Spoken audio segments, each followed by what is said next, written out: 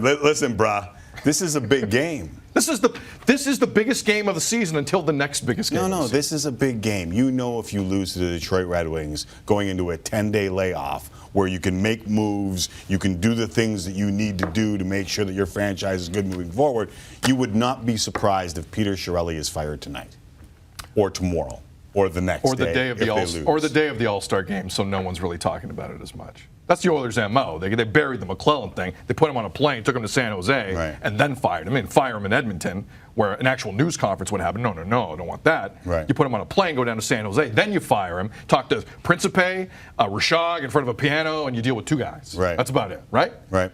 So we know how the Oilers are going to handle this, and it's basically that. It'll be buried in the dead of the hockey night. This one won't be buried. And just like McClellan wasn't buried. Like, I know. No, they what you're buried saying. McClellan, though. No, they didn't bury McClellan because you came on here, you talked about the whole hockey Twitter talked about. Like, nothing gets buried anymore. I know you don't have to answer as many questions when you're only in front of two people, but it's not buried. This won't be buried. This is a big story in Canadian hockey, how Connor McDavid is in Edmonton and they haven't been able to capitalize. So is it as simple as... the best player in hockey, and they haven't been able to capitalize. Is it as simple as they lose that game tonight? I am. Peter Chiarelli is not the coach on February 2nd when they play their next game. General manager, slip of the tongue, I understand. Twitter doesn't always understand, but he won't be the GM when it's done.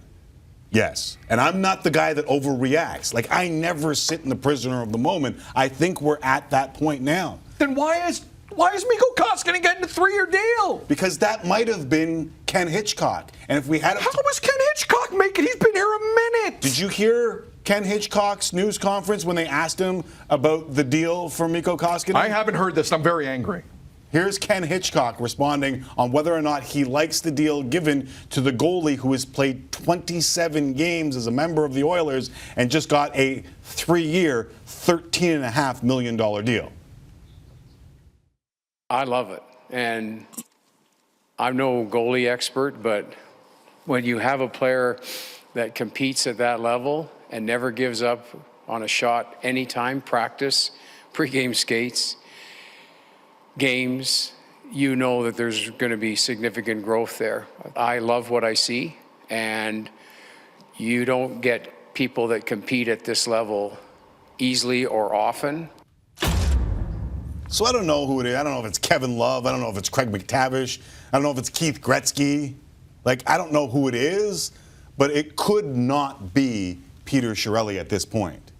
Because a lot of people in Edmonton are talking about the work ethic that has been shown by Mikko Koskinen, and that they were trying to reward the work ethic by giving this deal and thus send a message down that lineup that that's what will be rewarded in this city. Two things. As that press conference continued, Hitchcock also said he's riding the hot guy. Correct. Koskinen is not the starter. No, don't think that. Just because they gave him a partial no movement and a 3-year deal. But what is he going to say? Cam Talbot's never going to play again here? Well, I think Cam Talbot will be traded by February 2nd. He might be. He might be. And you won't get a lot for him. And he might not be. And if he's still in the room, you can't say this guy's not going to play anymore. So the issue now is we don't know. But we all kind of know. We don't know who's making the decisions. We don't. That is correct. Because Ken Hitchcock basically just compared. He said, "I've had some goalies that I've known in my life that compete." Blah blah blah. He just compared him to Ed Belfour. Did he just compare Mikko Koskinen? I bet you $1 billion he compared him to Ed Belfour. Could have been. Did he compare him to Ed Belfour after 27 games in an Oilers uniform? Could have been Ben Bishop. Could have been Ben Bishop. Yeah. Could have been Devin Dubnyk. I don't know. It's just not kind of getting insane, Tim. He plays 27 games for the Oilers. Hold on. And they are getting insane? They just give him a 3-year deal? Getting insane? Tim, this is the weirdest thing I've seen all year. The Koskinen signing, hands down, and this is Edmonton, is the weirdest thing. The coach, I understood. Everything else that happened, I get it. You're trying to make the team better. You're moving pieces around. To commit to a guy who has barely played in this league, when you're up against the cap already, they're 49 cents below the cap. So it feels like. Is insane. I'm sorry. This is madness. And if Ken Hitchcock is calling the shots, or if someone other than Chiarelli is calling the shots, there needs to be some public structure to what's happening here, because no one has a clue what this organization's doing. And if they care about being a laughingstock, or they don't care about being a laughingstock, that's up to them. But Connor McDavid needs to know he's on a ship that isn't sinking. It's kind of important. And when you see stuff like that yesterday, It makes you wonder, doesn't it? It kind of makes you wonder. Yeah, and the crazy thing about this to me is if you just look back in their history and you say, okay, who was the last goalie they signed? Cam Talbot. Cam Talbot had 113 games of experience before they signed him to the $4+ million contract. They had, 31 games of NHL experience, 27 of them coming in the last, decade, because Koskinen had a little run of 4 games before the 27 that he played with Edmonton. Like, wouldn't you learn from giving, listen, in the end, $4 million for a goaltender isn't huge money.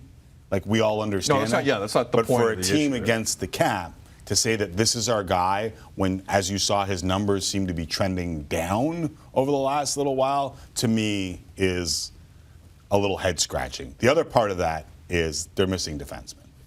They are missing defense. Right? They're missing defense. They're missing defense. They're 3 points out of a playoff spot. There's 32 games left. Maybe they're trying to send a message to the rest of the team that if you want to play on this team, you're going to have to work hard. The problem is they can't do anything with their cap situation. So it's not like they're sending guys down That's who the are thing. making a lot of money. Like, at some point, some large move has to happen here if you're going to free up some money. Right. And I don't know where it's coming from. I don't know if they know where it's coming from, but man, that team in Calgary is looking pretty good right now. Yeah.